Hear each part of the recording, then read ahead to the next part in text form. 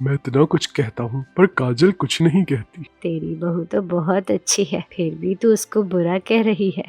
अरे नहीं, तू इसको नहीं जानती, इसने मेरे बेटे को अपने वश में कर रखा है।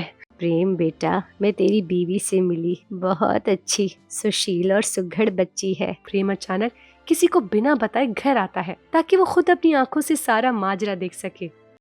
तू न किसी काम की नागिन, तुझे लाकर मैंने गलती कर दी।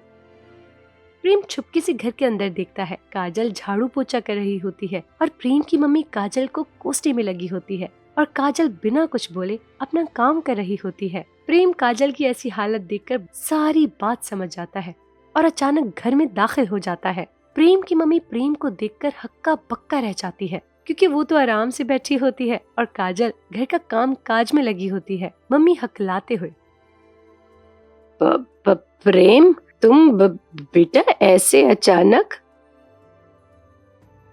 जी मम्मी, मैं ऐसे अचानक मैंने सोचा मैं खुद जाकर देखूंगा कि काजल ऐसा क्या कर रही है, कौन सा अत्याचार कर रही है मेरी मम्मी पे। ऐसा क्या कर दिया काजल ने कि तू काजल के खिलाफ हो गई। तू खुद ही लेकर आई थी ना काजल को। प्रेम बेटा, तू मेरी बात सुन, ये ढोंग कर रही है। काजल फिर भी कुछ नहीं कहती, चुप खड़ी रहती है। वो तो मम्मी देख रहा हूँ मैं। तू कह रही थी काजल की शॉपिंग नहीं खत्म होती, इसका किसी लड़की के साथ चक्कर है। इसकी हालत से तो नहीं लग रहा। मम्मी के पास इसका कोई जवाब नहीं होता। एक रात गुजर जाने के बाद प्रेम सुबह के टाइम अपनी मम्मी से कहता है, मम्मी मैंने ये फैसला किया है, अब हम यहाँ नहीं रहेंगे। अब तू इस घर में रह। काजल वैसे भी अब तुझे पसंद नहीं है, तो मेरा यही फैसला है। इस पर मम्मी उदास हो जाती हैं और दिल में सोचती हैं कि मेरा तो एक ही बेटा है और मेरा बेटा ही मेरा सरमाया है। अगर ये भी मुझे छोड़ गया तो मेरा क्या बनेगा, मैं तो अकेली रह जाऊंगी। इस पर मम्मी को पछतावा होता है कि मैं पैसों के लिए अपने हीरे जैसे इकलौते बेटे को दूर नहीं कर सकती। मेरा बेटा ही तो मेरी दुनिया है। इस पर मम्मी को अपनी गलती का एहसास होता है और प्रेम से कहती है, बेटा, मैं गुस्से, हसद और पैसों की लालच में अंधी हो गई थी, जो ये सब कर बैठी। इतनी अच्छी बहू की कदर नहीं की। तू मेरा बेटा है, अपनी मम्मी को माफ कर दे। मुझसे बहुत बड़ी भूल हो गई। मैं बूढ़ी जान अकेली क्या करूंगी, कैसे रहूंगी। प्रेम मेरे बेटे, मुझे माफ कर दे। फिर वो काजल से कहती है, काजल बहू, तू मेरी बेटी है, मुझे माफ कर दे।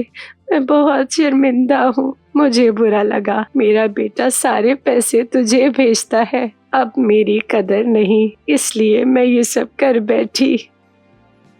मम्मी शर्मिंदा ना करें, आप मेरी मम्मी है। बड़े छोटों से माफी मांगते हुए अच्छे नहीं लगते और मुझे कोई शिकायत नहीं है आपसे और ना ही कोई गिला है और ना ही मैं आपको कहीं छोड़ कर जा रही हूँ। फिर प्रेम मम्मी को बताता है, मम्मी देखा तूने, इतना कुछ बुरा करने और कहने के बाद भी इसे कोई शिकायत नहीं है तुझसे और ना ही ये तुझे छोड़कर जाना चाहती है। और हाँ, एक और बात, तुझे जो मैं पैसे भेज रहा था वो तेरी जरूरत के लिए थे और जो काजल को भेज रहा था वो मैंने काजल को बैंक में जमा करवाने के लिए भेजे थे, क्योंकि मैं एक बड़ा और अच्छा घर बनाना चाहता हूँ। घर का सारा खर्च तो काजल अपने पैसों से कर रही थी। तूने जो किया काजल के साथ अच्छा नहीं था, पर मैं उम्मीद करता हूँ फिर कभी ऐसा कुछ नहीं होगा। मम्मी रोने लगती है और प्रेम से कहती है, बेटा, तू जो करना चाहता है कर। काजल मेरी बेटी, मुझे तुझ पर भरोसा है, मगर मुझे कभी छोड़कर जाने की बात मत करना।